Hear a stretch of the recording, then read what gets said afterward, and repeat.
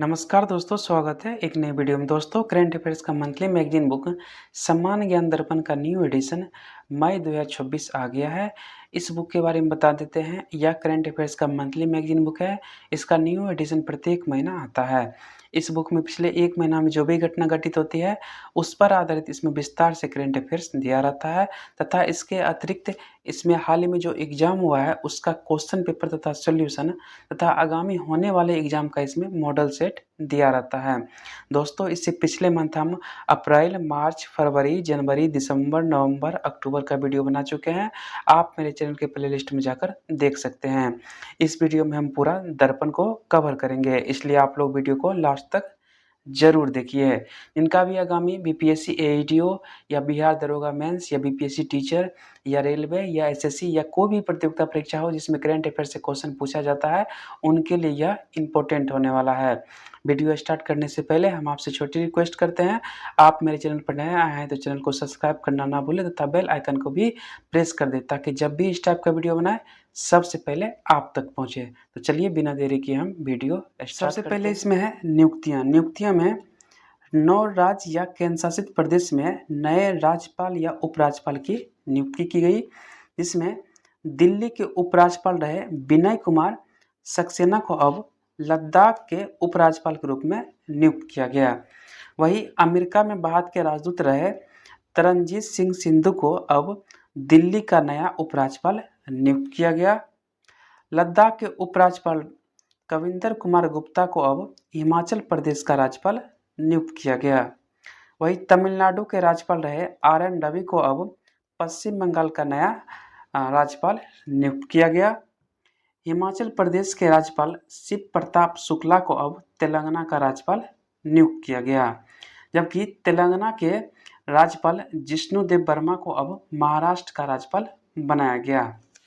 वहीं बिहार विधानसभा अध्यक्ष रहे और वरिष्ठ भाजपा नेता नंद किशोर यादव को अब नागालैंड का राज्यपाल नियुक्त किया गया।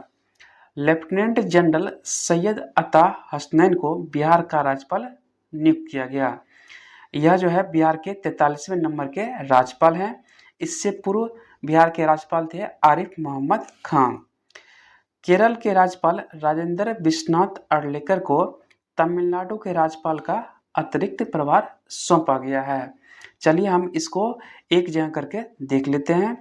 लद्दाख के उपराज्यपाल विनय कुमार सक्सेना को बनाया गया, जबकि दिल्ली के उपराज्यपाल तरनजीत सिंह सिंधु को बनाया गया। वहीं हिमाचल प्रदेश के राज्यपाल कविंदर कुमार गुप्ता को नियुक्त किया गया। पश्चिम बंगाल के राज्यपाल RN रवि को नियुक्त किया गया। तेलंगाना का राज्यपाल शिव प्रताप शुक्ला को नियुक्त किया गया। महाराष्ट्र का राज्यपाल जिष्णुदेव वर्मा को नियुक्त किया गया। नागालैंड के राज्यपाल नंद किशोर यादव को नियुक्त किया गया। बिहार के राज्यपाल लेफ्टिनेंट जनरल सैयद अता हसनैन को नियुक्त किया गया। तमिलनाडु के राज्यपाल का अतिरिक्त प्रभार राजेंद्र विश्वनाथ अर्लेकर को दिया गया, जबकि राजेंद्र विश्वनाथ अर्लेकर यह केरल के राज्यपाल हैं। आगे है उर्जित पटेल अंतर्राष्ट्रीय मुद्रा कोष में कार्यकारी निर्देशक नियुक्त किए गए हैं। वही इनकी नियुक्ति अगले 3 वर्ष के लिए किया गया है। इस पद पर भारत के साथ वो जो है बांग्लादेश, श्रीलंका और भूटान का भी प्रतिनिधित्व करेंगे हैं। आगे है विनय मुरलीधर टोन्स। इन्हें जो है यह भारतीय स्टेट बैंक में प्रबंधक निर्देशक के पद पर थे। इन्हें जो अब निजी क्षेत्र के यस बैंक के प्रबंधक निर्देशक सह CEO नियुक्त किया गया है। आगे है दीपक गुप्ता सार्वजनिक निजी क्षेत्र की महारत्न कंपनी गेल के नए चेयरमैन बने हैं, जबकि गेल का फुल फॉर्म होता है gas authority of India limited. Kotak Mahindra bank के संस्थापक उदय कोटक को गिफ्ट सिटी के नए चेयरमैन नियुक्त किया गया है। वही इन्होंने डॉक्टर हसमुख अधिया का स्थान लिया है। आगे है अशोक कुमार को दिल्ली के नए मुख्य चुनाव अधिकारी नियुक्त किया गया है। इन्होंने R. एलिस वाज का स्थान लिया है। आगे है पुरस्कार और सम्मान में प्रधानमंत्री श्री नरेंद्र मोदी को इजरायली संसद का सर्वोच्च सम्मान दिया गया है। वही इस सम्मान का नाम है speaker of the Knesset medal. वही इस सम्मान को जो है इजरायली संसद स्पीकर आमिर ओना के द्वारा प्रधानमंत्री मोदी को दिया गया है।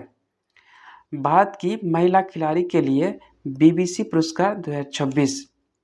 स्मृति मांदना को बीबीसी ने वर्ष 2025 के सर्वश्रेष्ठ भारतीय महिला खिलाड़ी का पुरस्कार दिया है, जबकि para sports women of the year Preeti Pal को दिया गया है। Emerging player of the year का पुरस्कार दिव्या देशमुख को दिया गया है। वही लाइफ टाइम अचीवमेंट का पुरस्कार अंजलि भागवत को दिया गया है। आगे है सम्राट विक्रमादित्य के नाम पर 1.01 करोड़ का अंतर्राष्ट्रीय पुरस्कार शुरू करने की मध्य प्रदेश के मुख्यमंत्री की घोषणा। यह पुरस्कार प्रतिवर्ष ऐसे विशिष्ट व्यक्ति को दिया जाएगा जिसने अपने कार्यों से सम्राट विक्रमादित्य के उच्च आदर्शों, सुशासन, दानशीलता, न्यायप्रियता आदि का उदाहरण प्रस्तुत किया है। इस श्रृंखला में प्रतिवर्ष 21 लाख का एक राष्ट्रीय पुरस्कार तथा 55 लाख के 3 राज्य स्तरीय पुरस्कार भी प्रारंभ करने की घोषणा मुख्यमंत्री के द्वारा किया गया है। आगे है बाफ्टा फिल्म पुरस्कार 2026। भारत की मणिपुरी फिल्म बंगू जो है बाल एवं पारिवारिक फिल्म की श्रेणी में सर्वश्रेष्ठ फिल्म का पुरस्कार जीता है। वही बंगू फिल्म के निर्देशक हैं लक्ष्मी प्रिया देवी। वही इस फिल्म के निर्माता हैं फरहान अख्तर व रितेश सिंधवानी। बाफ्टा पुरस्कार में किसी भी श्रेणी में सर्वश्रेष्ठ फिल्म का पुरस्कार जीतने वाली यह पहली भारतीय फिल्म है। वही बाफ्टा फिल्म पुरस्कार 2026 में पॉल थॉमस एंडरसन द्वारा निर्देशित film one battle after another को सर्वाधिक 6 पुरस्कार मिला है। इसमें सर्वश्रेष्ठ फिल्म का पुरस्कार वन बैटल आफ्टर अनदर को दिया गया। वही सर्वश्रेष्ठ डायरेक्टर का पुरस्कार पॉल थॉमस एंडरसन को दिया गया। इसमें जो इम्पोर्टेंट क्वेश्चन था वो हम बता दिए हैं। आगे इसमें है निधन में HK दुआ जो जिनका हाल ही में निधन हो गया। यह वरिष्ठ पत्रकार, राजनयिक व राज्यसभा के पूर्व मनोनीत सदस्य हैं। वही इनकी मृत्यु जो है 4 मार्च 2026 को हो गया था। इन्हें 1998 में पद्म भूषण से सम्मानित किया गया था। आगे है गीता पटनायक जिनका हाल ही में यह निधन हो गया है। यह उड़ीसा संगीत के प्रसिद्ध गायिका थी। वही इनका निधन 15 फरवरी 2026 को हो गया है। आगे है डेविड जे फॉरवर्ड जिनका हाल ही में निधन हो गया है। यह इंटरनेट के पितामह, ग्रैंडफादर ऑफ इंटरनेट कहे जाते थे। वही इनका निधन 7 फरवरी 2026 को हो गया और यह कंप्यूटर विज्ञान के प्रोफेसर थे। आगे है TK ओमेन, इनका हाल ही में निधन हो गया। यह समाजशास्त्री थे। इन्हें जो है 2008 में पद्म भूषण से सम्मानित किया गया। आगे है दिवस, पखवाड़े और सप्ताह। संयुक्त राष्ट्र सामाजिक न्याय दिवस यह 20 फरवरी को मनाया जाता है। सामाजिक भेदभाव दूर करने तथा समानता लाने के उद्देश्य से 20 फरवरी को विश्व सामाजिक न्याय दिवस मनाने की घोषणा जो है संयुक्त राष्ट्र महासभा 2007 में किया गया था।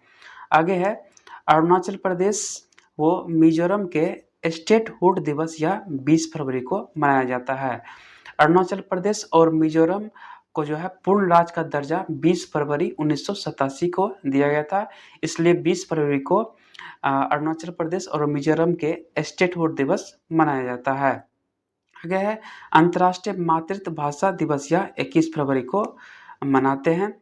केंद्रीय उत्पाद शुल्क दिवस यह जो है 24 फरवरी को मनाया जाता है। 24 फरवरी 1944 को central exercise and salt act लागू होने के प्रेक्षेप में 24 फरवरी को केंद्रीय उत्पाद शुल्क दिवस मनाया जाता है। वही राष्ट्रीय विज्ञान दिवस 28 फरवरी को मनाते हैं। प्रसिद्ध भौतिकी विज्ञानी सीवी रमन द्वारा अपने प्रसिद्ध रमन प्रभाव, जिसके लिए उन्हें भौतिकी का नोबेल पुरस्कार 1930 में प्रदान किया गया था। इसी की खोज के लिए 28 फरवरी को जो है राष्ट्रीय विज्ञान दिवस मनाया जाता है। आगे है विश्व वन्यजीव दिवस, यह 3 मार्च को मनाते हैं।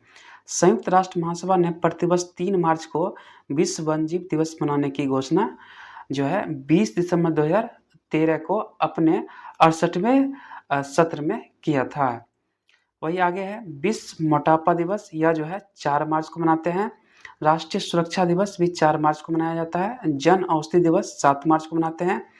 अंतर्राष्ट्रीय महिला दिवस यह 8 मार्च को मनाया जाता है। विश्व उपभोक्ता दिवस यह 15 मार्च को मनाते हैं। आगे इसमें बुक दिया हुआ है। बुक में लाइटिंग किड, इसके लेखक हो जाएंगे Vishwanath Anand. Thinking of winter, इसके लेखक हो जाएंगे Shantanu Naidu. It's easy to be healthy, इसके लेखक हो जाएंगे Malaika Arora. The accidental lawyer, इसके लेखक हो जाएंगे के वेणुगोपाल। आगे है दुर्घटना।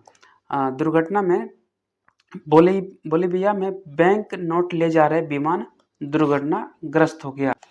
वही यह घटना जो है बोलीविया के एल ऑल्टो शहर में हुआ है। वही विमान का नाम है हरक्यूलिस C-30, जिसमें कम से कम 25 लोगों की मृत्यु हो गई है। आगे है भारतीय वायुसेना का तेजस LCA दुर्घटनाग्रस्त हुआ है। वायुसेना का एक अन्य सुखोई 30 MKI विमान दुर्घटनाग्रस्त, जिसमें यह घटना जो है असम के कार्बो आंगलोंग जिले में हुआ है। इसमें 2 पायलट की मृत्यु हो गई है। रांची से दिल्ली जा रही एयर एम्बुलेंस चतरा में दुर्घटनाग्रस्त हो गया है। आगे इसमें विविध का क्वेश्चन दिया हुआ है। बायोफेच 2026, इसमें भारत को कंट्री ऑफ द ईयर का दर्जा दिया गया है। वही बायोफेच 2026 का आयोजन जर्मनी में किया गया है। इसमें भारत को कंट्री ऑफ द ईयर का दर्जा दिया गया है। आगे है अभ्यास वायुशक्ति 2026, इसका आयोजन जैसलमेर स्थित पोखरण फायरिंग रेंज में किया गया। वही इसका आयोजन जो है 27 फरवरी 2026 को किया गया। आगे है भारतीय सेना और अमेरिकी सेना के विशेष बल का संयुक्त अभ्यास वज्र प्रहार 2026, इसका 16वां संस्करण हिमाचल प्रदेश के बकलो में किया गया। आगे है भारतीय सेना और जापान की सेल्फ डिफेंस फोर्स का सैन्य अभ्यास धर्म गार्जियन 2026, इसका जो है 7वां संस्करण उत्तराखंड के चौबटिया में किया गया है। जबकि यह एक वार्षिक सैन्य अभ्यास है और इसकी शुरुआत 2018 में किया गया है। आगे इसमें आर्थिक परिदृश्य दिया हुआ है, चलिए हम उसको भी देखते हैं। 2025-26 में राष्ट्रीय आय संबंधित दूसरे अग्रिम अनुमान GDP वृद्धि दर 7.6%। राष्ट्रीय आय श्रृंखला के आधार वर्ष में परिवर्तन किया गया। इससे पूर्व इसी वित्तीय वर्ष के लिए राष्ट्रीय आय संबंधी पहले अग्रिम अनुमान 7 जनवरी 2026 को जारी किए गए थे। राष्ट्रीय आय संबंधित आंकड़ों के लिए आधार वर्ष पहले 2011-12 था, जिसे बदलकर फरवरी 2026 से 2022-23 कर दिया गया है। अतः 27 फरवरी 2026 को स्थिर मूल्य पर जारी राष्ट्रीय आय संबंधी आंकड़े 2022-23 के मूल स्तर के आकलित है। आगे अब स्थिर मूल्यों पर राष्ट्रीय आय संबंधी सभी आकलन जो है 2022-23 के मूल्य पर आधारित होंगे। आगे जो इसमें इम्पोर्टेंट है, चलिए हम उसको देखते हैं। कर्मचारी भविष्य निधि जमाओं पर 2025-26 के लिए ब्याज दर 8.2% बरकरार। उपभोक्ता मूल्य सूचकांक के आधार वर्ष में परिवर्तन। नए सूचकांक पर आधारित मुद्रास्फीति की अंतरिम दर जनवरी 2026 में 2.7%। देश में खुदरा मुद्रास्फीति दर, जिस उपभोक्ता मूल्य सूचकांक कंज्यूमर प्राइस इंडिया CPI के आधार पर किया जाता है, इसका आधार वर्ष अभी तक 2012 था, जिसे बदलकर अब 2024 कर दिया गया। राष्ट्रीय सांख्यिकी कार्यालय के अनुसार नए उपभोक्ता मूल्य सूचकांक, इसका आधार वर्ष 2024 है, के आधार पर मुद्रास्फीति की अंतरिम दर जनवरी 2024 में अखिल भारतीय स्तर पर 2.7% थी। ग्रामीण क्षेत्र के लिए यह अंतरिम दर 2.73% तथा शहरी क्षेत्र के लिए यह 2.77% थी। आगे है नए सूचकांक, जिसका आधार वर्ष 2024 है, में 358 वस्तुएं एवं सेवाओं को शामिल किया गया, जबकि 2012 आधार वर्ष की पुरानी श्रृंखला में 299 वस्तु एवं सेवाएं शामिल थी। इसमें नए सूचकांक में वस्तुओं की संख्या 259 से बढ़कर 308, जबकि सेवाओं की संख्या 40 से बढ़कर 50 हो गई है। आगे है थोक मूल्य सूचकांक के आधार वर्ष में परिवर्तन की प्रक्रिया जारी। फिलहाल 2011-12 आधार वर्ष पर आधारित मुद्रास्फीति की अंतरिम दर जनवरी 2026 में 10 माह के उच्चतम स्तर। उपभोक्ता मूल्य सूचकांक का आधार वर्ष जनवरी 2026 में 2012 से बदलकर जहां 2024 कर दिया गया, वही थोक मूल्य सूचकांक के आधार वर्ष में कोई परिवर्तन नहीं किया गया।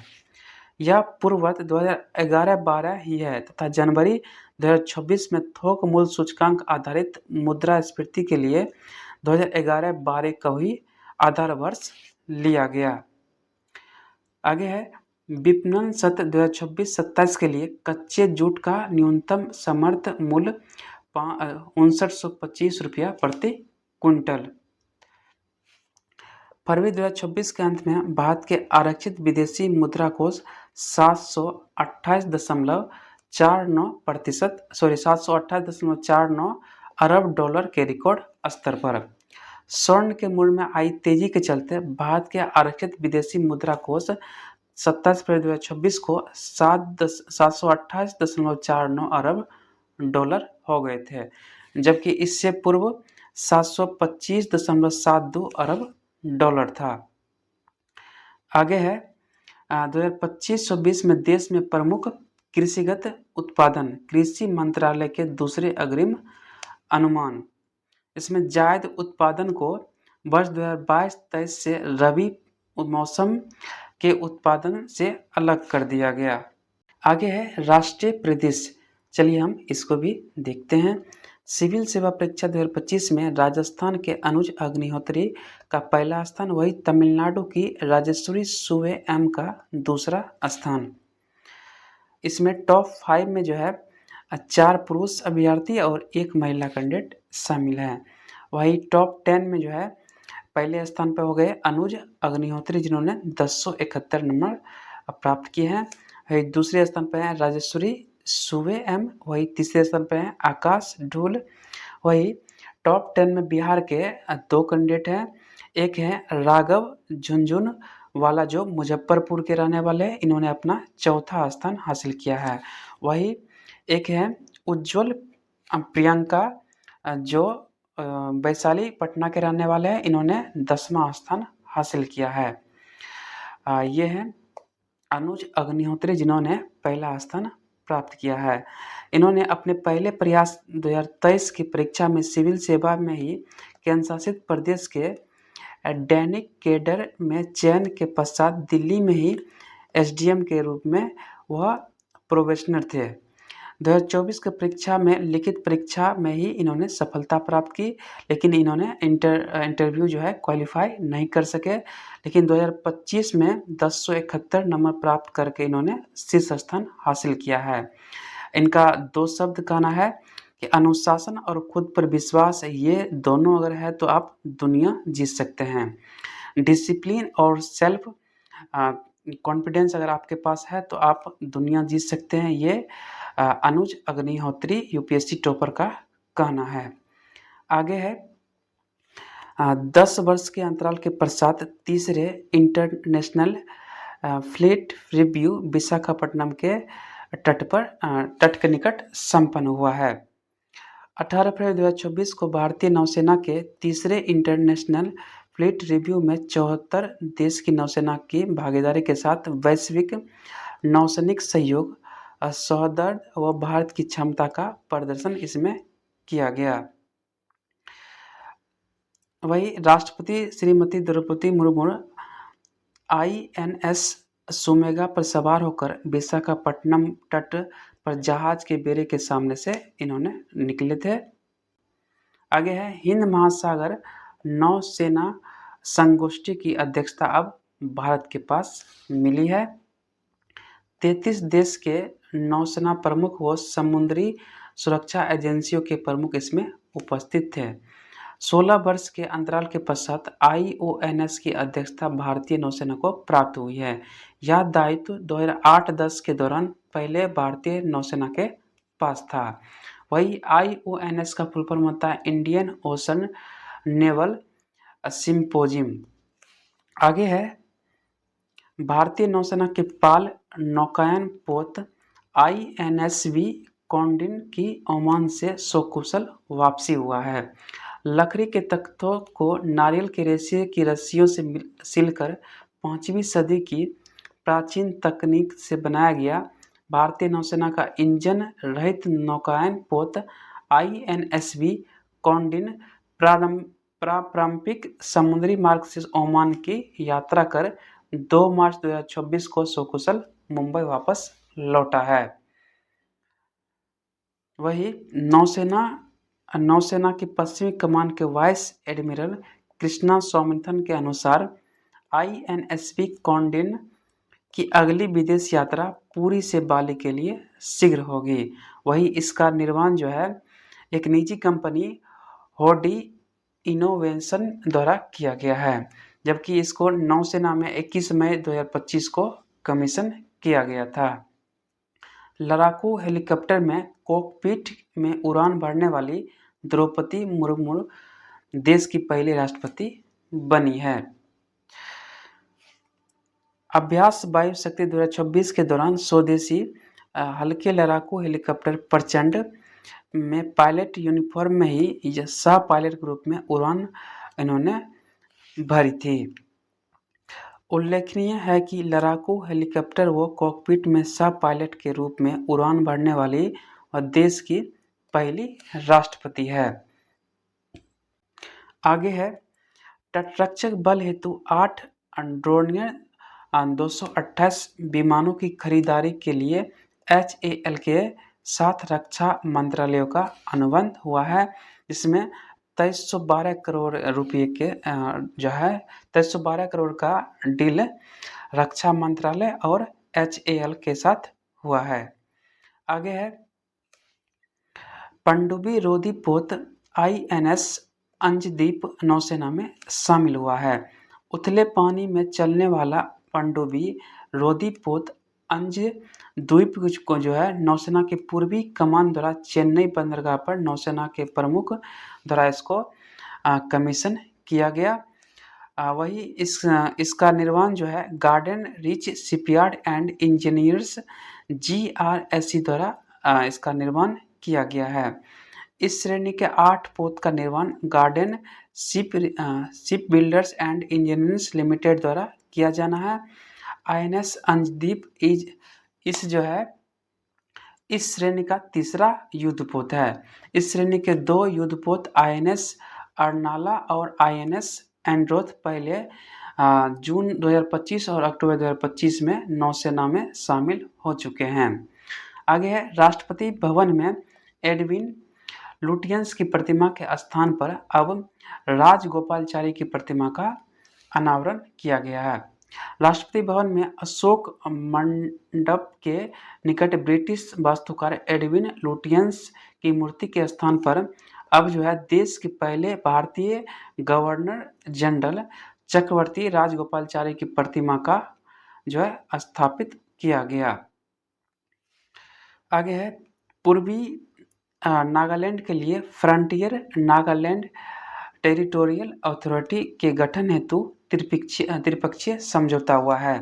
पूर्वी नागालैंड के 6 जिलों के लिए एक अलग प्रशासनिक निकाय के लिए लंबे समय से संघर्ष eastern Nagaland people's organisation ENPO की मांग को पूरा करने की दिशा में कदम उठाते हुए एक त्रिपक्षीय समझौता केंद्रीय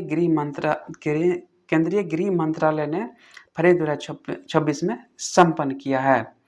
आगे है, प्रधानमंत्री के नए कार्यालय का नाम सेवा तीर्थ रखा गया है। प्रधानमंत्री श्री नरेंद्र मोदी ने गणेश पूजा कर अपने नए कार्यालय सेवा तीर्थ का उद्घाटन किया है। वही इसका ध्येय वाक्य मोटो है, नागरिक देवो भव है।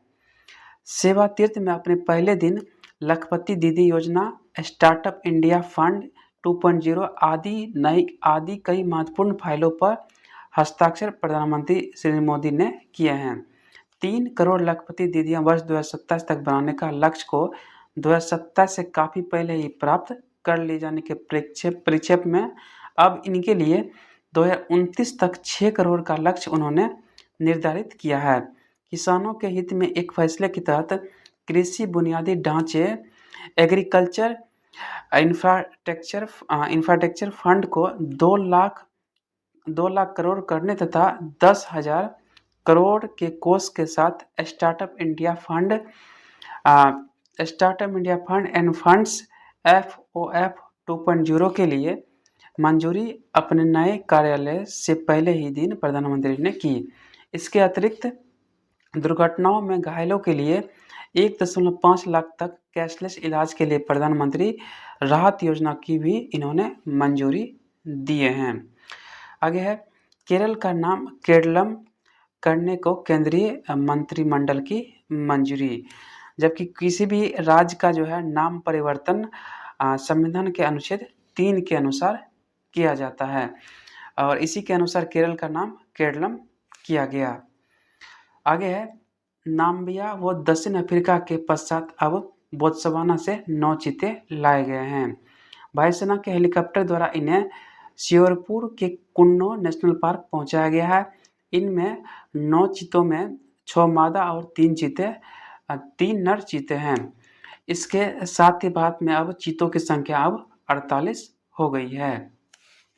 आगे है, भारत की पहली आतंकवाद रोधी नीति जो है प्रहार। आतंकवाद के विरुद्ध प्रभावी अंकुश के लिए केंद्र सरकार ने देश की आतंकवाद रोधी नीति national counter terrorism policy and strategy, जिसे प्रहार नाम दिया गया है। सरकार की इस नीति की खास बात यह है कि इसमें उन उपायों पर जोर दिया गया जिनका मकसद आतंकी हमलों को होने से रोकना। अगर आतंकी हमला होता है तो उसके बाद उसे हैंडल करने के उपायों पर जोर दिया गया है। साथ ही सरकार की अलग अलग एजेंसियों के बीच बेहतर तालमेल सुनिश्चित करने की बात कही गई है। इस नीति में मानवाधिकार का भी ध्यान रखा गया है। आगे है, दिल्ली में लाडली योजना के स्थान पर अब नई लखपति बिटिया योजना शुरू किया गया। दिल्ली सरकार ने बालिका सशक्तिकरण की नई दिशा प्रदान करते हुए लगभग 2 दशकों से संचालित दिल्ली लाडली योजना को बंद करके उसके स्थान पर अब दिल्ली लखपति बिटिया योजना प्रारंभ किया है। नई लागू की जा रही लखपति बिटिया योजना के तहत विभिन्न चरणों में कुल मिलाकर 56,000 सरकार द्वारा जमा कराए जाएंगे। आगे है, सैन्य नर्सिंग सेवा से सेवानिवृत्त कर्मियों को अब पूर्ण सैनिक का दर्जा दिया जाएगा। सैन्य नर्सिंग सेवा MNS से सेवानिवृत्त होने वाले कर्मियों को अब पूर्व सैनिक का दर्जा सरकार ने प्रदान किया है। संशोधित नियम के अंतर्गत अब सेना, नौसेना और वायुसेना के साथ MNS में किसी भी रैंक में सेवा देने वाले कर्मियों की सेवानिवृत्ति के पश्चात पूर्व सैनिक माना जाएगा। आगे है, BBC द्वारा सत्र 2025-26 के लिए अनुबंधित पुरुष और महिला खिलाड़ी। इसमें पुरुष वर्ग में क्रिकेट सत्र 2025-26 के लिए 30 क्रिकेटर को BCCI द्वारा अनुबंधित किया गया। इसमें पुरुष वर्ग के लिए इस वर्ष इस वर्ष जो है ए प्लस ग्रेड को हटा दिया गया। पहले ए प्लस ग्रेड भी दिया जाता था, लेकिन इस वर्ष से जो है इसको हटा दिया गया। अब 3 ग्रेड केवल ए बी से ही दिया जाएगा। इस वर्ष जो है टोटल 30 खिलाड़ी को दिया गया। इसमें 3 खिलाड़ी को ए ग्रेड में, वही 11 को बी ग्रेड और 16 को जो है सी ग्रेड दिया है। आगे है 2025 के लिए अनुबंधित पुरुष क्रिकेटर में पहली बार स्थान प्राप्त करने वाले पुरुष खिलाड़ी साई सुदर्शन है। इसमें देखिएगा तो ए ग्रेड में है शुभमन गिल, रविंद्र जडेजा और जसप्रीत बुमराह। वही बी ग्रेड में है वाशिंगटन सुंदर, रोहित शर्मा, विराट कोहली, केएल राहुल, मोहम्मद सिराज, हार्दिक पांड्या, ऋषभ पंत, कुलदीप यादव, यशस्वी जायसवाल, सूर्य कुमार यादव और श्रेयस अय्यर। ये सब ग्रेड बी में है। वही ग्रेड सी में है अक्षर पटेल, तिलक वर्मा, रिंकू सिंह, शिवम दुबे, संजू सैमसन, अर्शदीप सिंह, प्रसिद्ध कृष्णा, आकाशदीप, ध्रुव जुरेल और हर्षित राणा, वरुण चक्रवर्ती, नीतीश कुमार रेड्डी, अभिषेक शर्मा, साई सुदर्शन, रवि बिश्नोई, ऋतुराज गायकवाड़। ये जो है ग्रेड सी में हैं। आगे है महिला वर्ग। महिला क्रिकेटर को 3 ही ग्रेड्स इसमें भी दिया गया है ABC। 2025-26 के लिए 21 महिला क्रिकेटर को BBC द्वारा अनुबंधित किया गया। 2025-26 के लिए अनुमति 21 खिलाड़ियों में 4 को ए ग्रेड, 4 को ही बी ग्रेड और 13 खिलाड़ी को सी ग्रेड अनुबंधित किया गया। जिसमें ए ग्रेड में है हरमनप्रीत कौर, स्मृति मांदना, जेमिमा रोड्रिग्स और दीप्ति शर्मा। ये सब ए ग्रेड में है। जबकि बी ग्रेड में है रेणुका ठाकुर, शेफाली वर्मा, ऋचा घोष, स्नेह राणा। वही सी ग्रेड में है राधा यादव, अमजोत कौर, प्रतीका राघव, क्रांति गौर, उमा छेत्री, अरुंधति रेड्डी, श्री चरानी, यतिका भाटिया, हरलीन देओल, काशी गौतम, जे कमलिन, वैष्णवी शर्मा और तेजस हसबनीस। ये सब जो है ग्रेड सी में सम्मिलित हैं। सभी राष्ट्रीय कार्यक्रम में राष्ट्रगान के साथ अब जो है राष्ट्रगीत वंदे मातरम गायन भी अनिवार्य कर दिया गया है। जब वंदे मातरम गीत की 150वीं वर्ष गांठ मनाई जा रही है, तो सरकार ने एक महत्वपूर्ण निर्णय के तहत इस गीत के सभी 6 छंदों को गायन सभी सरकारी कार्यक्रमों में राष्ट्रगान से पहले अनिवार्य किया है। इसके सभी 6 छंदों के गायन की अवधि 3 मिनट 10 सेकंड है। गृह मंत्रालय के दिशा निर्देश में कहा गया है कि स्कूल में कार्य की शुरुआत अब राष्ट्रीय गीत के साथ हो सकती है। गृह मंत्रालय के अनुसार जिस कार्यक्रम में राष्ट्रीय गीत व राष्ट्रीय गान दोनों होंगे, वहाँ वंदे मातरम पहले गाया जाएगा, वही राष्ट्रीय गान को जो है लास्ट में गाया जाएगा। आगे इसमें राष्ट्रीय परिदृश्य का तिथिवार घटनाक्रम दिया हुआ है। 13 फरवरी 2026 को प्रधानमंत्री कार्यालय साउथ ब्लॉक से नए परिसर में स्थानांतरित किया गया। कार्यालय का नाम सेवा तीर्थ रखा गया। नए आधार वर्ष 2024 पर जनवरी 2026 के लिए उपभोक्ता मूल्य सूचकांक जारी किया गया। तीसरा इंटरनेशनल फ्लीट रिव्यू विशाखापट्टनम के तट के निकट संपन्न हुआ है। बाफ्टा पुरस्कार में बात की मणिपुरी भाषा की फिल्म बंगू को बाल एवं पारिवारिक फिल्मों की श्रेणी में सर्वश्रेष्ठ फिल्म का पुरस्कार मिला है। देश की पहली आतंकवाद रोधी नीति प्रहार की घोषणा। केरल का नाम केरलम करने के राज्य विधानसभा के प्रस्ताव को केंद्रीय मंत्रिमंडल ने मंजूरी दी है। 2026-27 के कच्चे जूट के न्यूनतम समर्थन मूल्य घोषित किया गया है। वर्ष 2025-26 को राष्ट्रीय आय संबंधी दूसरे अग्रिम अनुमान NSO द्वारा जारी आधार वर्ष 2022-23 किया गया। भारतीय वायुसेना का युद्धाभ्यास वायु शक्ति 2026 जैसलमेर के रेगिस्तान में संपन्न हुआ है। पनडुब्बी रोधी युद्धपोत INS अंजदीप को नौसेना में कमीशनिंग किया गया। कर्नाटक को फाइनल में हराकर जम्मू कश्मीर पहली बार रणजी ट्रॉफी का विजेता बना है। बोत्सवाना से लाए गए 9 चीतों मध्य प्रदेश के कुन्नू नेशनल पार्क में छोड़े जाएंगे।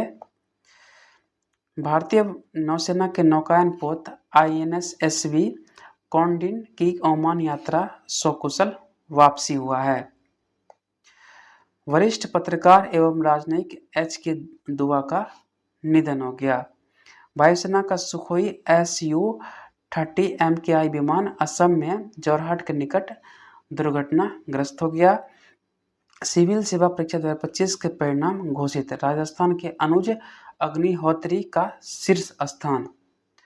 2025-26 में देश के कृषिगत उत्पादन कृषि मंत्रालय के दूसरे अग्रिम अनुमान जारी किए गए। आगे इसमें अंतर्राष्ट्रीय परिदृश्य दिया हुआ है, चलिए हम उसको भी देखते हैं।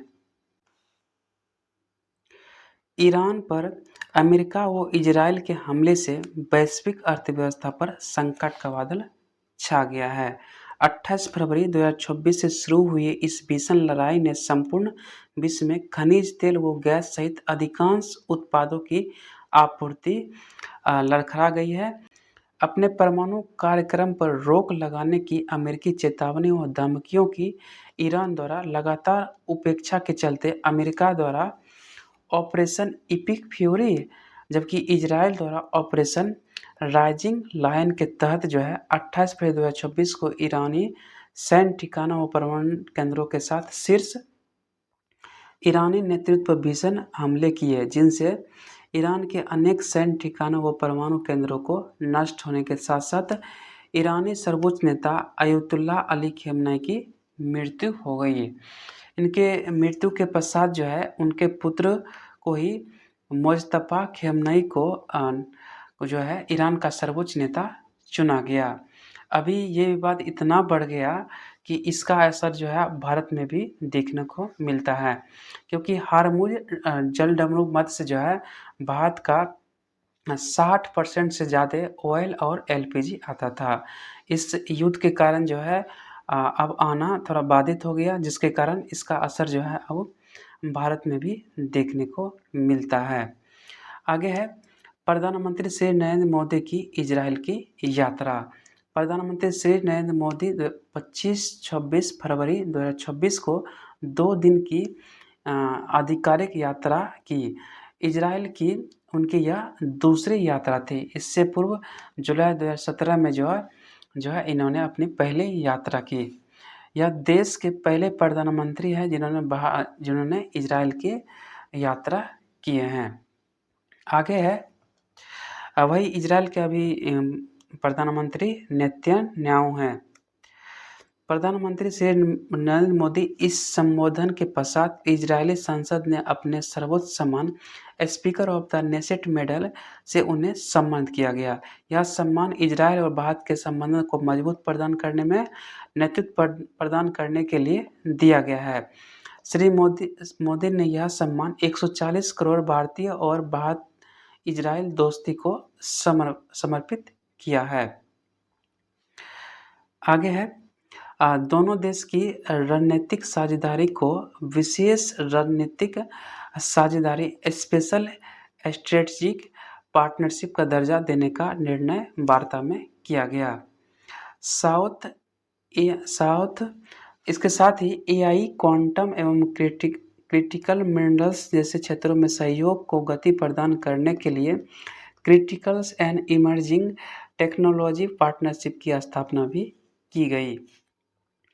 आगे है फ्रांस के राष्ट्रपति एमेनुएल मैक्रों की भारत की यात्रा। प्रधानमंत्री श्री मोदी के साथ ही मिलकर भारत फ्रांस नवाचार 2026 India France year of innovation 2026 का उद्घाटन उन्होंने मुंबई में किया है। ये हैं फ्रांस के राष्ट्रपति एमेनुएल मैक्रों। 19 फरवरी को दिल्ली पहुंचकर केंद्रीय स्वास्थ्य मंत्री JP नड्डा के साथ मिलकर अखिल भारतीय आयुर्वेदिक संस्थान एम्स में Indo fence centre AI in health का उद्घाटन उन्होंने किया है। आगे है ब्राज़ील के राष्ट्रपति लूला दा सिल्वा के भारत की यात्रा। ब्राज़ीली राष्ट्रपति लूला दा सिल्वा की भारत की यह छठी यात्रा थी। भारत की उनकी पहली यात्रा 2004 में हुई थी, जब भारत के गणतंत्र दिवस समारोह में मुख्य अतिथि के रूप में वह आमंत्रित थे। उनकी पिछली यात्रा सितंबर 2023 में G20 शिखर सम्मेलन में भाग लेने के लिए संपन्न हुई है। भारत मार्कोसुर व्यापार समझौता के विस्तार से आर्थिक सहयोग और सुदृढ़ होने का विश्वास दोनों पक्षों ने व्यक्त किया है। क्रिटिकल्स मिनरल्स व रेयर अर्थ के क्षेत्र में सहयोग के लिए समझौता पर हस्ताक्षर भी किए गए हैं। विभिन्न क्षेत्रों में सहयोग के 10 समझौतों ज्ञापनों का आदान प्रदान वार्तालाप के पश्चात हुआ है। आगे है कनाडा के प्रधानमंत्री मार्क कार्ने की भारत की यात्रा। यह है कनाडा के प्रधानमंत्री मार्क कार्ने।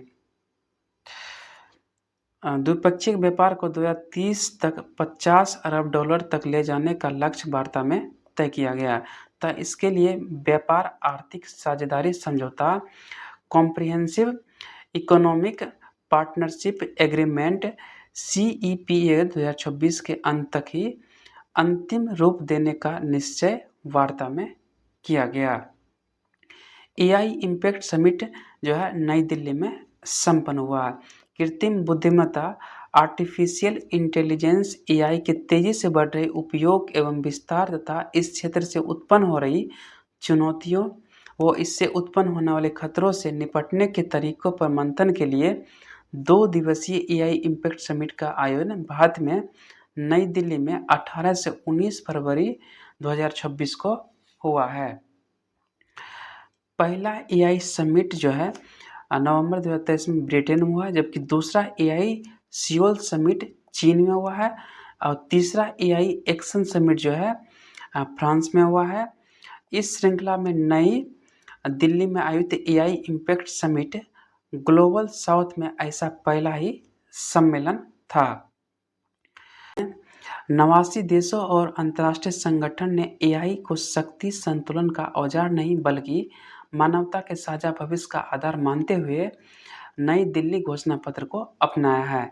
यह घोषणा पत्र वसुधैव कुटुम्बकम और सर्वजन हिताय सर्वजन सुखाय की भावना पर आधारित है। आगे इसमें है ट्रांसपेरेंसी इंटरनेशनल की रिपोर्ट में विभिन्न देशों में भ्रष्टाचार के स्तर का आकलन।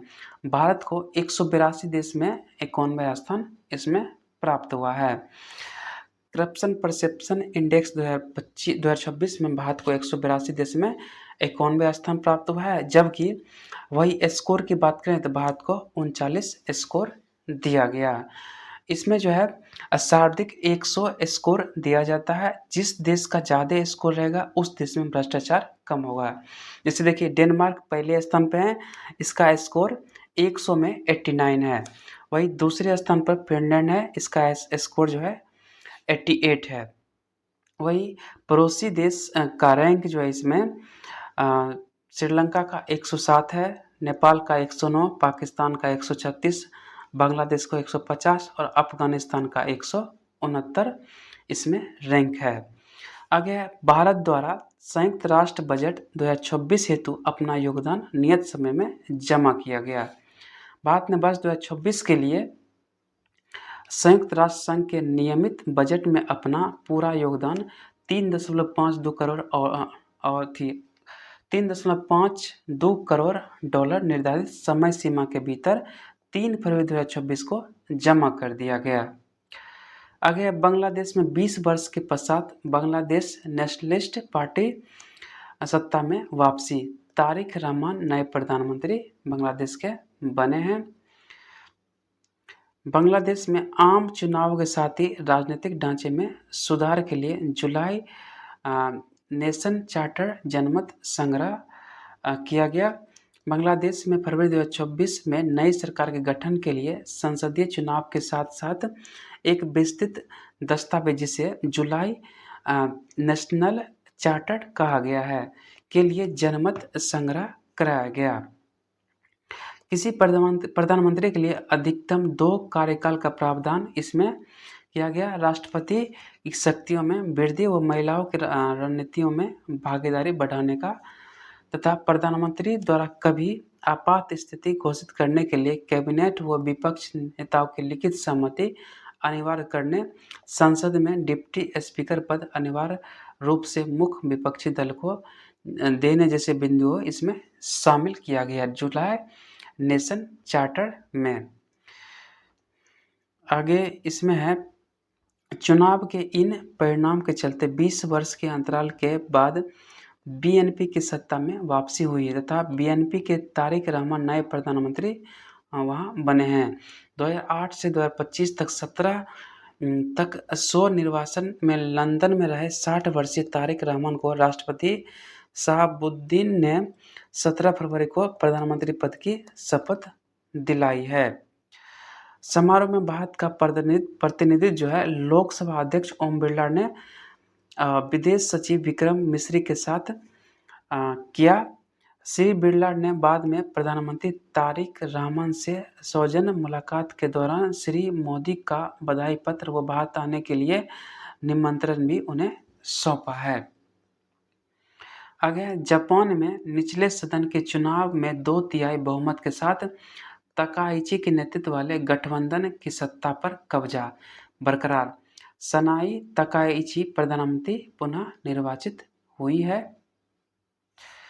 आगे फिनलैंड के राष्ट्रपति अलेक्जेंडर स्टब की भारत की यात्रा। आगे है 11वां रायसीना संवाद नई दिल्ली में संपन्न हुआ है। 11वां रायसीना संवाद नई दिल्ली में 5 से 7 मार्च 2026 को संपन्न हुआ है। 110 देशों के लगभग 2700 प्रतिभागी इसमें शामिल हुए थे। फिनलैंड के राष्ट्रपति अलेक्जेंडर स्टब इस वर्ष सम्मेलन में मुख्य अतिथि के साथ साथ उद्घाटन सत्र में प्रमुख वक्ता भी थे। इस वर्ष के सम्मेलन का थीम संस्कार अभिकथन, सामंजस्य उन्नति, संस्कारा एसर्शन, एसोमोडेशन, एडवांसमेंट था। वही इस सम्मेलन का उद्घाटन प्रधानमंत्री मोदी द्वारा किया गया।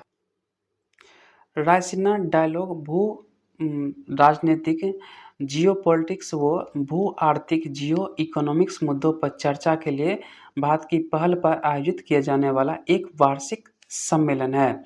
इसका पहला आयोजन जो है 2016 में किया गया था। यह एक ऐसा बहुराष्ट्रीय सम्मेलन है। आगे इसमें जो है अंतर्राष्ट्रीय घटनाक्रम का तिथिवार क्रम दिया गया। चलिए हम इसको देखते हैं। संसदीय चुनाव के पश्चात बांग्लादेश नेशनलिस्ट पार्टी के तारिक रहमान बांग्लादेश के प्रधानमंत्री बने हैं। 3 दिन के बाद की यात्रा के लिए फ्रांस के राष्ट्रपति एमानुएल मैक्रों मुंबई पहुंचे हैं। 5 दिन के बाद की यात्रा के लिए ब्राजील के राष्ट्रपति लूला दा सिल्वा नई दिल्ली पहुंचे हैं।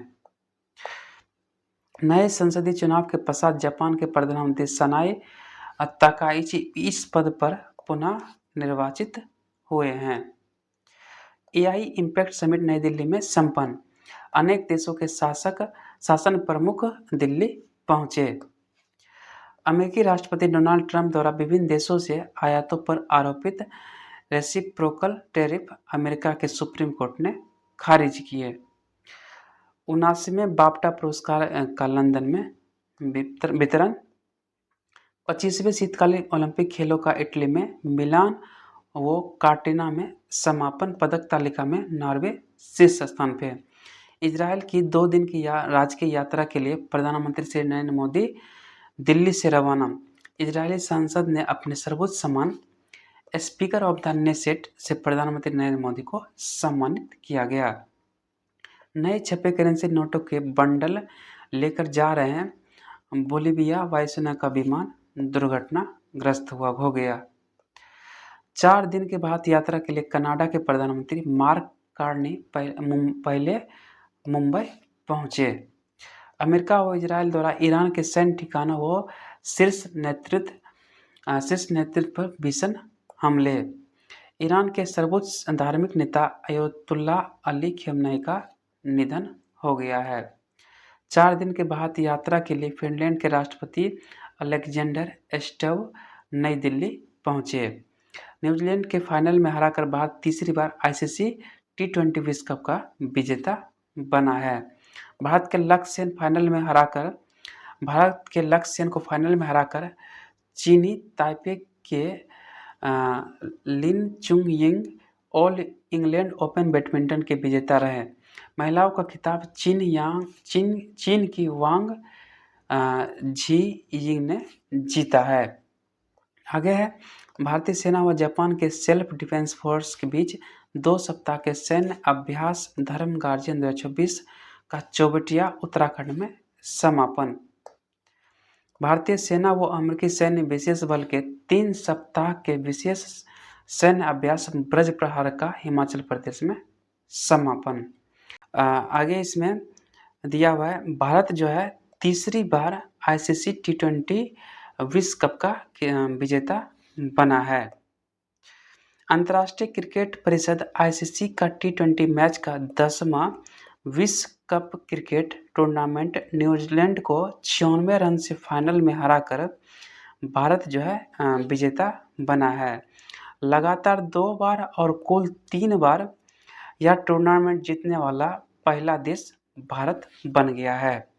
वही इस टूर्नामेंट में जो है विजेता टीम भारत है, जिसको $30 लाख जो लगभग 27.48 करोड़ रुपया होता है विजेता टीम को दिया गया। वही उप विजेता टीम को $16 लाख जो लगभग 14.65 करोड़ रुपया के बराबर होता है, ये उप विजेता टीम को दिया गया। वही प्लेयर ऑफ द टूर्नामेंट का खिताब जो है संजू सैमसन को दिया गया और player of the final match का खिताब जसप्रीत बुमराह को दिया गया। वही टूर्नामेंट में सर्वाधिक रन जो है साहिबजादा फरहान ने बनाए हैं।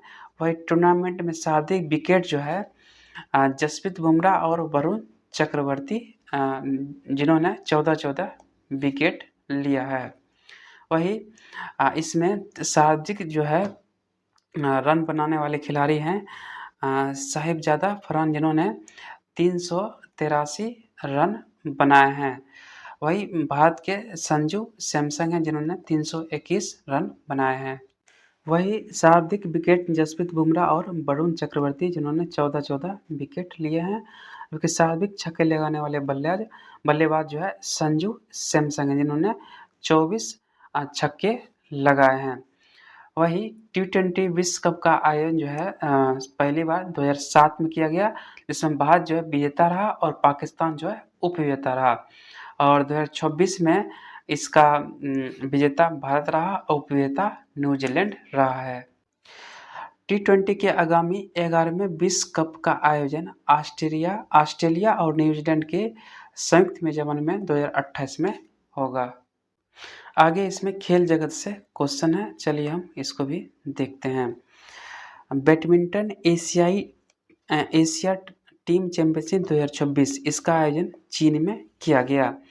पुरुष और महिला टीम के खिताब क्रमशः जापान और दक्षिण कोरिया ने जीता है, जबकि दोनों वर्गों में उप विजेता टीम जो है चीन रहा है।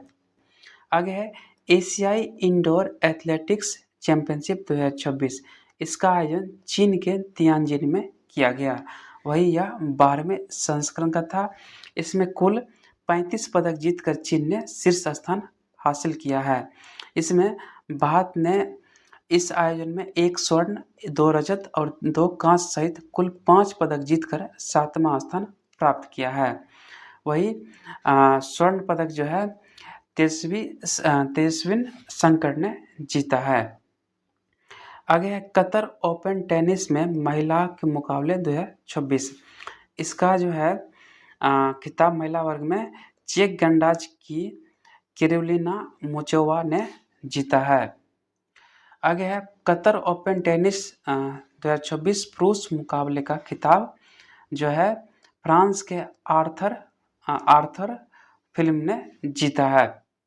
वही ऑस्ट्रेलियाई महिला टीम के विरुद्ध भारतीय टीम ने टी20 श्रृंखला 2-1 से जीती है।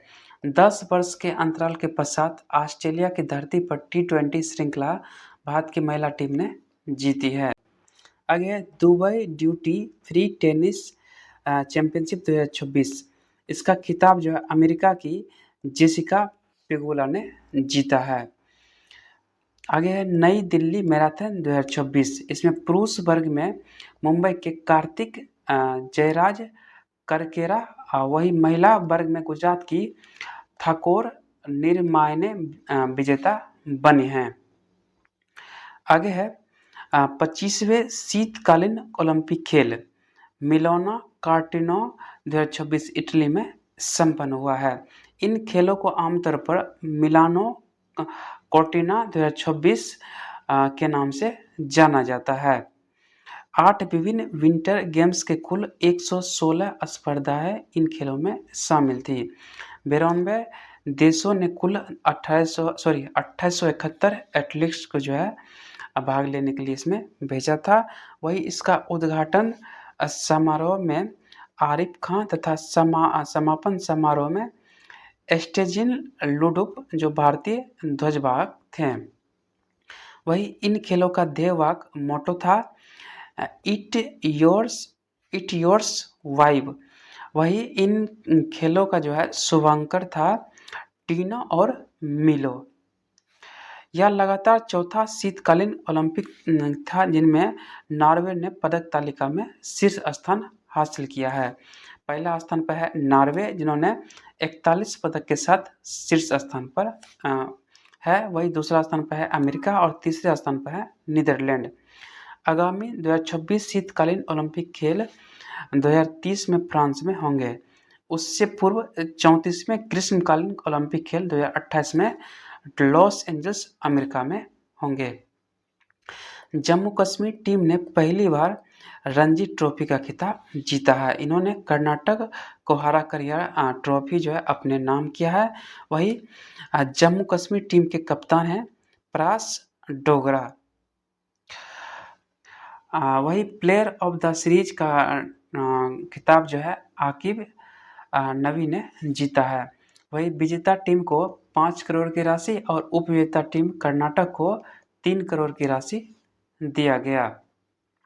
आगे है ऑस्ट्रेलिया की महिला टीम ने भारत के विरुद्ध ओडीआई श्रृंखला 3-0 से जीती है। ऑस्ट्रेलिया के इस दौरे पर टी20 मैच की श्रृंखला भारतीय टीम ने 2-1 से जीती थी। भारत के लक्ष्य सेन दूसरी बार ऑल इंग्लैंड बैडमिंटन टूर्नामेंट का खिताब से चूक गए हैं।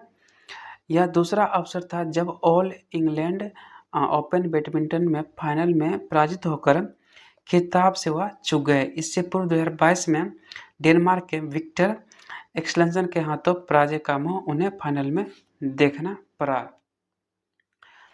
पर्थ टेस्ट मैच ऑस्ट्रेलिया ने तीसरे ही दिन जीता, जबकि इसमें भारतीय महिला क्रिकेटर जो है इसमें पराजित हो गए थे। आगे इसमें विज्ञान समाचार इसका दिया हुआ है, चलिए हम इसको भी देखते हैं। मूनशूट परियोजना भारतीय विज्ञान संस्थान IISc और प्रतीक्षा ट्रस्ट मिलकर मूनशॉट नामक एक परियोजना की शुरुआत की गई। इसका मुख्य उद्देश्य था मस्तिष्क की कार्यक्षमता को सहायता देने वाले उन्नत ब्रेन प्रोसेसर विकसित कराना। वही आगे है डार्क ऑक्सीजन। वैज्ञानिक ने प्रशांत महासागर की लगभग 4000 मीटर गहराई पर डार्क ऑक्सीजन उत्पादन की खोज की। यह ऑक्सीजन प्रकाश संश्लेषण से स्वतंत्र है जो सूर्य के प्रकाश के बिना गहरे समुद्र में उत्पन्न होती है। समुद्र तल पर पाए जाने वाले पॉलीमेटेलिक नोड्यूल्स विद्युत रासायनिक प्रतिक्रियाओं के माध्यम से इसे उत्पादित करते हैं। आगे है impact for nutrition platform. NITI Aayog और यूनिसेफ इंडिया ने इम्पैक्ट फॉर न्यूट्रिशन प्लेटफॉर्म के माध्यम से एक आशय पत्र पर हस्ताक्षर किए हैं। इसका लक्ष्य आकांक्षी जिलों और ब्लॉकों में पोषण और स्वास्थ्य सुधारों को मजबूत कराना। आगे है ग्रेविटी बम, गुरुत्वाकर्षण से चलने वाला मारक जो है यह हथियार है। ग्रेविटी बम वर्तमान में तब अधिक चर्चा में आया जब संयुक्त राज्य अमेरिका ने ईरान के विरुद्ध इसे प्रयोग करने की बात कही है। इस बम की सबसे बड़ी विशेषता यह है कि इसमें क्रूज मिसाइल की तरह अपना कोई आंतरिक इंजन या शक्ति स्रोत नहीं होता है।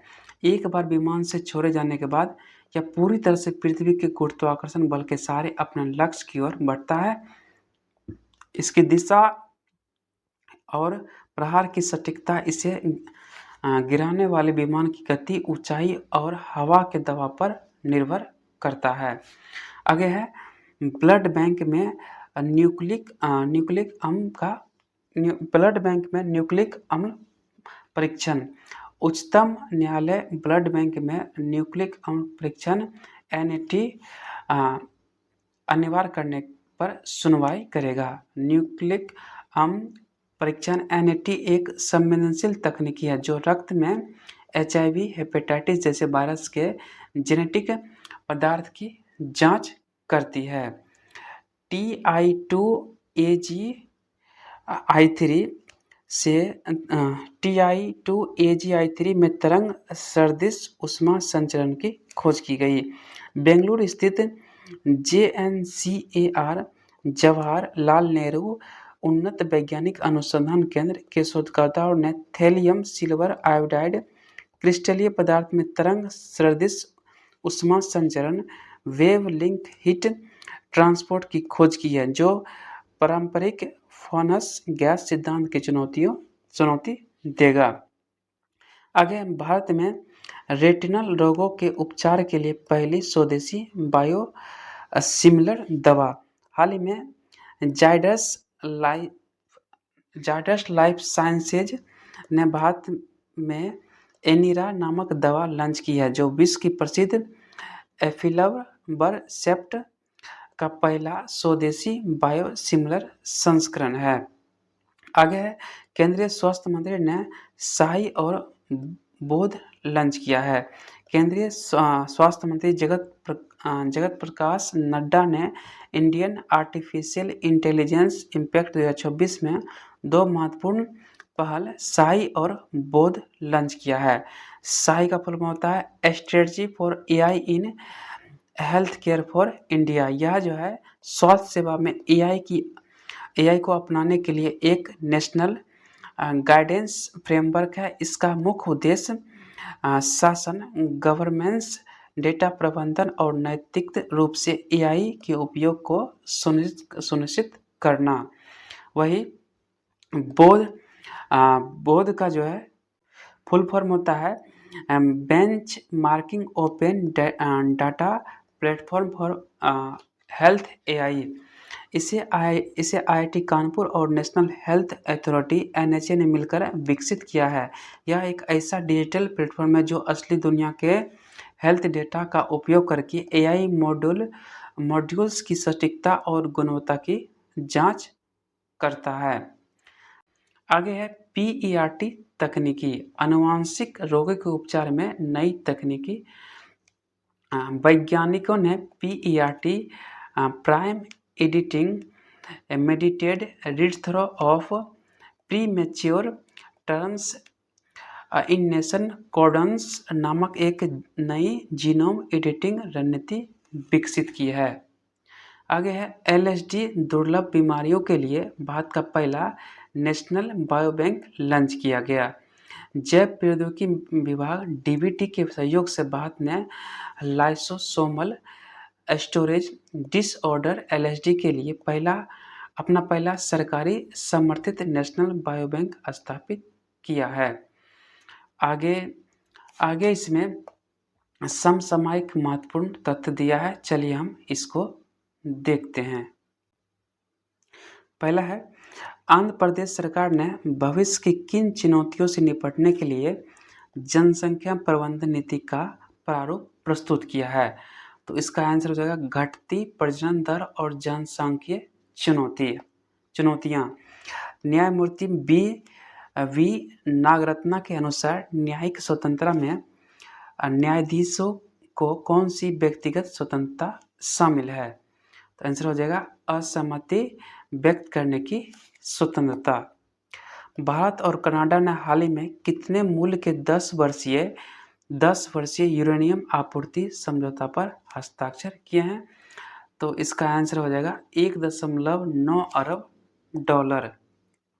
विश्व मोटापा एटलस 2026 के अनुसार बच्चों में मोटापा के मामलों में भारत वैश्विक स्तर पर किस स्थान पर है? तो इसका आंसर हो जाएगा दूसरे स्थान पे। हवाई हमलों के कारण क्षतिग्रस्त हुआ यूनेस्को विश्व धरोहर स्थल गुलिस्तान पैलेस कहाँ स्थित है? तो तेहरान, ईरान में स्थित है। भारत की प्रथम सेमीकंडक्टर सुविधा का उद्घाटन गुजरात के किस स्थान पर किया गया? तो सानंद में किया गया। प्रधानमंत्री नरेंद्र मोदी ने हाल ही में किस सिख गुरु के 350वें शहीदी समागम को संबोधित किया? तो इसका आंसर हो जाएगा तेग बहादुर। क्या हो जाएगा? गुरु तेग बहादुर। नई श्रृंखला के अनुमान के अनुसार वर्तमान वित्तीय वर्ष की भारत की जीडीपी वृद्धि दर कितने प्रतिशत रहने का उम्मीद है? तो इसका आंसर हो जाएगा 7.6%। 16वें वित्त आयोग ने शहरी स्थानीय निकाय ULBS के लिए अनुदान का हिस्सा बढ़ाकर कितना कर दिया है? तो 45% कर दिया है। पाकिस्तान द्वारा ड्रोन रेखा पर अफगान तालिबान लक्ष्यों के विरुद्ध शुरू किए गए ऑपरेशन का नाम क्या है? तो ऑपरेशन गजब लिल हक हो जाएगा।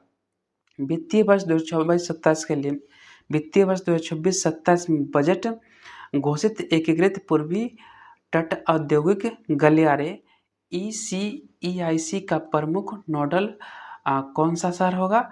तो दुर्गापुर होगा। कौन होगा? दुर्गापुर। कर्मचारी राज्य बीमा निगम ESI अपनी स्थापना के कितने वर्ष होने का उत्सव मना रहा है? तो 75 वर्ष होने का उपलक्ष्य मना रहा है। नेशनल मोनेटाइजेशन पाइपलाइन NMP 2.0 के तहत 2029 से 30 तक कुल कितने धनराशि जुटाने का लक्ष्य रखा गया? तो 16.72 लाख करोड़। अंतर्राष्ट्रीय जलमार्ग विकास परिषद IWDC की तीसरी बैठक का आयोजन हाल ही में कहाँ किया गया? तो कोच्चि, केरल में किया गया। राष्ट्रपति भवन में हाल ही में स्वतंत्र भारत के किस एकमात्र भारतीय गवर्नर जनरल की प्रतिमा का अनावरण किया गया? तो इसका आंसर हो जाएगा चक्रवर्ती राजगोपालाचारी। आगे है नीति आयोग के द्वारा हाल ही में जारी की गई रिपोर्ट का शीर्ष क्या है? तो अप्रेंटिस पारिस्थितिक तंत्र का पुनरुद्धार, अंतर्दृष्टि, चुनौतियां, सिफारिशें और सर्वोत्तम प्रथाएं हो जाएगा। वर्ष 2026 के लिए अंतर्राष्ट्रीय मातृभाषा दिवस जो 21 फरवरी का मनाया गया, इसका थीम क्या है? तो इसका हो जाएगा बहुभाषी शिक्षा पर युवाओं की आवाज़। आगे है वर्तमान वित्तीय वर्ष के लैंगिक बजट जेंडर बजट स्टेटमेंट में महिलाओं और बालिकाओं के कल्याण के लिए कितना राशि आवंटित की गई? तो इसका आंसर हो जाएगा 5.01 लाख करोड़। अंतर्राष्ट्रीय सौर गठबंधन ISA द्वारा स्वच्छ ऊर्जा में AI को बढ़ावा देने के लिए किस मिशन का शुरुआत किया गया? तो हो जाएगा वैश्विक AI फॉर एनर्जी मिशन हो जाएगा। वाइब्रेंट विलेजेज प्रोग्राम 2 VVP2 का शुभारंभ असम के किस जिले और गांव से किया गया? तो कछार जिले और नाथनपुर गांव से किया गया। नेक्स्ट है बेंगलुरु के स्टार्टअप सर्वम AI द्वारा प्रस्तुत किए गए 2 उन्नत बड़े मॉडल LLMS का नाम क्या है? तो इसका नाम हो जाएगा विक्रम। भारत में सिगरेट पर लगने वाला कर खुदरा मूल्य का कितना प्रतिशत है जो WHO से कम है? तो इसका आंसर हो जाएगा लगभग 53%। राष्ट्रपति द्रौपदी मुर्मू ने किस लिपि के शताब्दी समारोह का उद्घाटन नई दिल्ली में किया? तो इसका आंसर हो जाएगा ओल चिकी लिपि। भारत ने जैव विविधता पर कन्वेंशन सीबीडीटी को सौंपी गई अपनी 7वीं राष्ट्रीय रिपोर्ट में कितनी राष्ट्रीय जैव विविधता लक्ष्य एनबीटी की प्रगति का उल्लेख किया है? तो इसका आंसर होगा 23वें राष्ट्रीय जैव विविधता लक्ष्य।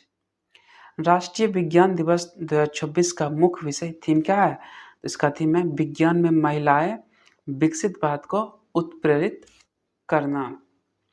नीति आयोग ने सतत विकास लक्ष्य एसडीजीएस के दूसरे चरण के लिए किस वैश्विक एजेंसियों के साथ चर्चा अभिलेख पर हस्ताक्षर किए हैं? तो इसका आंसर होगा Japan international cooperation energy JICA। किस राज्य सरकार ने असम रेजिमेंटल सेंटर में संदिग्ध मनीगोकोल बैक्टीरियल इन्फेक्शन के कारण हुई मौतों के बाद स्वास्थ्य परामर्श जारी किया है? तो इसका आंसर हो जाएगा मेघालय सरकार। जनजातीय कार्य मंत्रालय ने वन अधिकार अधिनियम FRA सेल को किस नए रूप में पुनर्गठित करने का निर्णय लिया है? तो इसका आंसर हो जाएगा एकीकृत one stop project monitoring units. Next है दुर्लभ रोग दिवस रेयर डिसीज डे वैश्विक स्तर पर कब मनाया जाता है? तो 28 फरवरी को मनाया जाता है और लीप वर्ष में जो है 29 फरवरी को मनाया जाता है। अटाकामा रेगिस्तान के सलार डे पजोर्नालेस में कौन सा खनिज सूक्ष्म जीवों के लिए एक सुरक्षा कवच माइक्रोस्कोपिक शील्ड के रूप में कार्य करता है? तो इसका आंसर हो जाएगा जिप्सम। आगे इसमें समसामयिक वस्तुनिष्ठ प्रश्न दिया है। अभी तक जो भी पढ़े हैं उसी में ऑब्जेक्टिव टाइप का इसमें प्रश्न दिया है। चलिए अब आप लोग इसका आंसर दीजिए। पहला क्वेश्चन है हाल ही में लक्षद्वीप में मूंगा रीफ में खोजी गई केकड़े की नई प्रजाति का नाम क्या है? तो इसका आंसर हो जाएगा ऑप्शन बी गिलिथिया बालासुरमनी हो जाएगा। आगे है 2026 के अनुमानों के अनुसार कौन सा शहर 310 बिलियन की जीडीपी के साथ भारत का सबसे अमीर शहर बन गया? तो इसका आंसर हो जाएगा मुंबई। नेक्स्ट है बायो एशिया 2026 शिखर सम्मेलन का उद्घाटन कहाँ किया गया है? तो इसका आंसर हो जाएगा हैदराबाद। बायो एशिया 2026 शिखर सम्मेलन का मुख्य विषय थीम क्या था? तो इसका आंसर होगा tech bio unsealed AI automation और जीव विज्ञान में क्रांति। नेक्स्ट है मोबाइल वर्ल्ड कांग्रेस MWC 2026 का आयोजन कहाँ किया गया? तो इसका आंसर होगा बार्सिलोना स्पेन में किया गया। मोबाइल वर्ल्ड कांग्रेस 2026 में भारतीय प्रतिनिधि मंडल का नेतृत्व किसने किया? तो इसका किया श्री ज्योतिरादित्य M सिंधिया ने किया।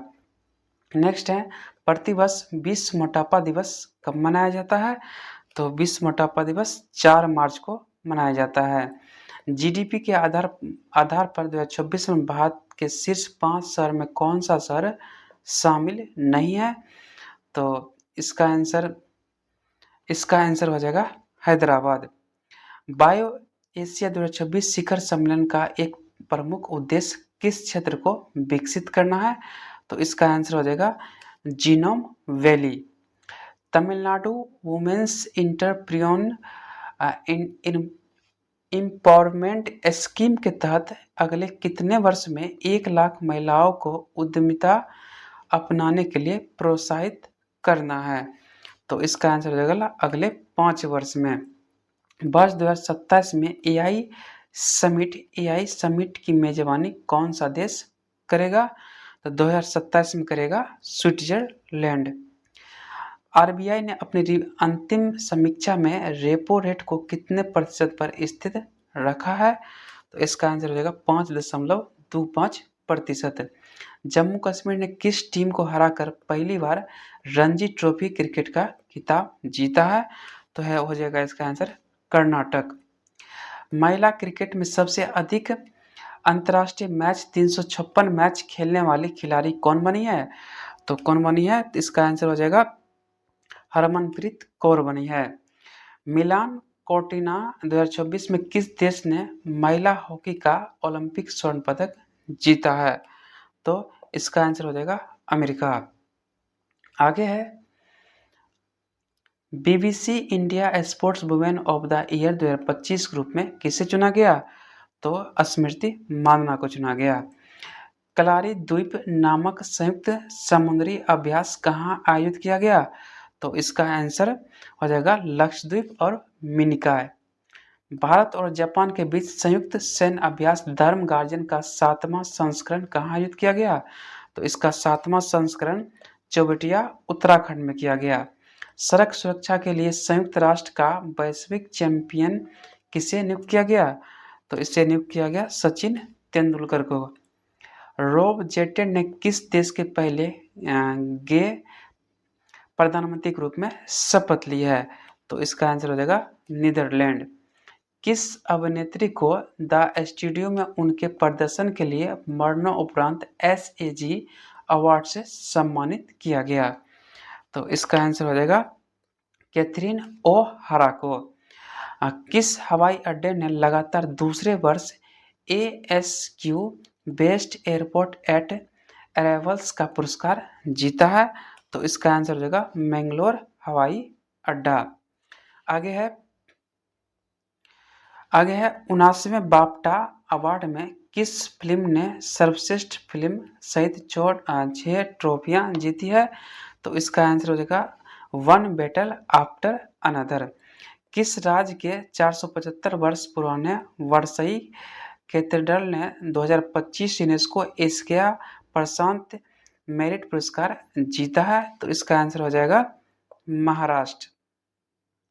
नेक्स्ट है लंदन में आयोजित 2026 बाफ्टा अवार्ड में सर्वश्रेष्ठ बाल और पारिवारिक फिल्म का पुरस्कार जीतने वाले मणिपुरी फिल्म कौन सी है? तो इसका आंसर हो जाएगा बंगू। आगे है असम की छात्रा आयशा करीम ने किस प्रतियोगिता में सुपर 100 का खिताब जीता है? तो इसका आंसर हो जाएगा वीर गाथा 5.0। हाल ही में 91 वर्ष की आयु में निधन होने वाले डेविड जे फार्वर किस क्षेत्र से संबंधित है? तो इसका आंसर हो जाएगा इंटरनेट पायनियर। नेक्स्ट है भारत में प्रतिवर्ष 24 फरवरी को सेंट्रल एक्सरसाइज डे किस अधिनियम के निर्माण के उपलक्ष्य में मनाया जाता है? तो इसका आंसर हो जाएगा सेंट्रल एक्सरसाइज एक्ट 1944। नेक्स्ट है विश्व सामाजिक न्याय दिवस 2026 जो है किस थीम के साथ मनाया गया था? तो इसका आंसर हो जाएगा ऑप्शन सी सामाजिक विकास और सामाजिक न्याय के प्रति नई प्रतिबद्धता। लास्ट क्वेश्चन है कौन सा राज्य PM श्री मॉडल की तर्ज पर CM श्री स्कूल शुरू करने जा रहा है? तो इसका आंसर हो जाएगा हरियाणा। दोस्तों इस प्रकार मई 2026 दर्पण समाप्त हो चुका है। आप जो है इस वीडियो को 2 से 3 बार करके देख लेते हैं तो आपको लगभग सारा कुछ याद हो जाएगा। अगर आप इससे पिछले मंथ अप्रैल, मार्च, फरवरी, जनवरी, दिसंबर, नवंबर और अक्टूबर का वीडियो देखना चाहते हैं तो आप मेरे चैनल के प्लेलिस्ट में जाकर देख सकते हैं। हम इसका वीडियो जो है ऑलरेडी पहले बना चुके हैं। चैनल पर नया है तो चैनल को सब्सक्राइब करना और वीडियो अच्छी लगी हो तो वीडियो को लाइक करना और अपने दोस्त के पास शेयर करना ना भूलें। मिलते हैं नेक्स्ट वीडियो में, तब तक के लिए धन्यवाद।